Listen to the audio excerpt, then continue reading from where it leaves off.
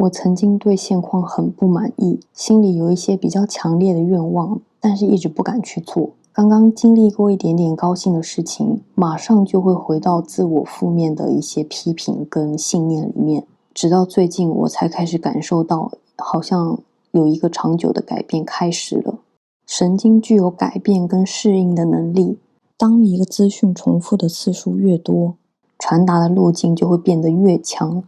它会从一条坑坑洼洼的土路变成高速公路，而且大脑喜欢节能，它就倾向在这样的路上自动驾驶。这就是为什么我们会经常沿着一条非常熟悉的思路走下去的原因，也是为什么在没有特别设计过的情况下，我们会比较难养成或者改掉一个习惯或者思维模式的原因。好消息是，我们既可以对旧有的路径进行瓦解，也可以创造新的路径。其中有一个很重要的角色叫做 BDNF， 可以理解成为神经细胞的养料，它会让大脑更容易建立新的路径。小时候 BDNF 很旺盛，所以很多东西都可以自然的吸收，语言啊、动作啊、习惯啊，甚至你看待世界的方式都在快速形成。但并不是说成年以后我们就没机会了，我们依然有能力建立新的路径。有很多事情都可以帮助我们提高 BDNF。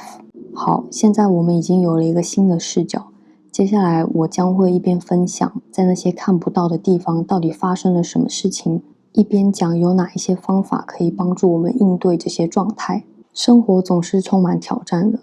其实适当的压力可以帮助我们更好的应对各种的情况，但是当急性压力没有消失，变成了慢性压力，又或者是外界的要求超过了我们可以承受的范围，身体可能就会进入低电量模式。在这样的状态下，大脑就会先考虑活下来，而不是改变现状。这个时候人就会很容易疲惫、过度警觉，没有办法清晰的思考，这一些状态又会进一步的加重困境，于是我们就开始会觉得卡住了。不知道大家会不会经常叹气，其实这是身体尝试重置你的呼吸频率的方式。当我们面对压力源的时候，其实可以主动利用生理性叹息来帮助我们快速的把压力反应调回来。第二个方式是找到一个可以让你完全沉浸进去的事情，学会从压力当中恢复，不要让可适应的压力转换成慢性的压力。而且我们对压力的感知，对压力反应的思考方式，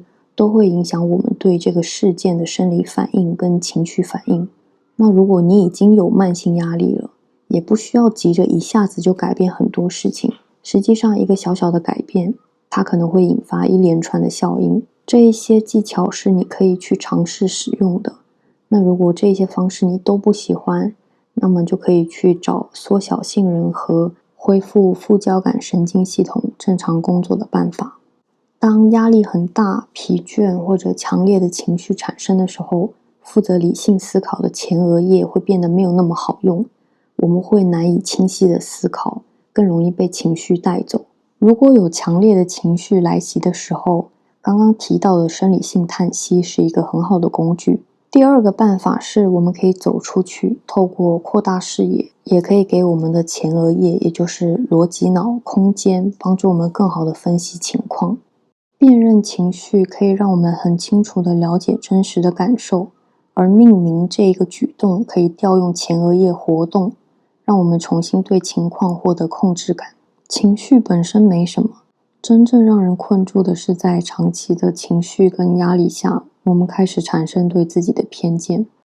我们经常会忧虑，30岁什么都没干成怎么办？找不到工作怎么办？我刚刚是不是说错了什么？念头本身没什么，这是因为我们想要尝试去解决问题而产生的。怕就怕在担忧不断的被重复跟反刍，变成焦虑，反复用一些消极的话自言自语，慢慢的大脑就会建立新的沟通模式，不同的脑区之间开始频繁的交换负面的讯号，这将会塑造我接下来的信念，而它又会决定我如何决策，如何行动。前2天我发现自己马上就要开始反刍一个创伤事件了，但是我决定不打断它，看一下会发生什么事情。结果那天我的睡眠情况是这样子的，最可怕的是在这一段半梦半醒的时间里面，我的脑袋里都是那个事件。如果强迫性思维已经变成一种习惯，身体就会觉得紧绷才是安全的，放松就会变成一件危险的事情。这跟杏仁核有很大的关系。如果它太活跃，就很容易长期在紧张、不断预测风险、高度警觉的状态里面，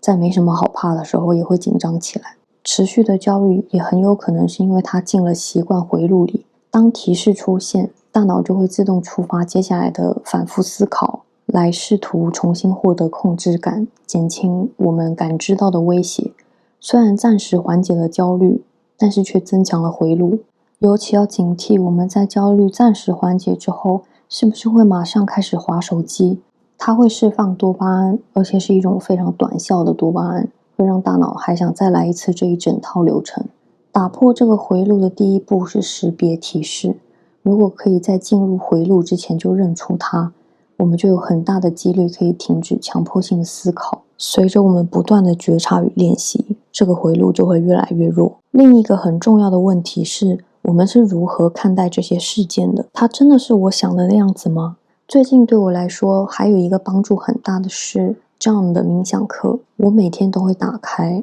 这个对于我识别提示有非常大的帮助。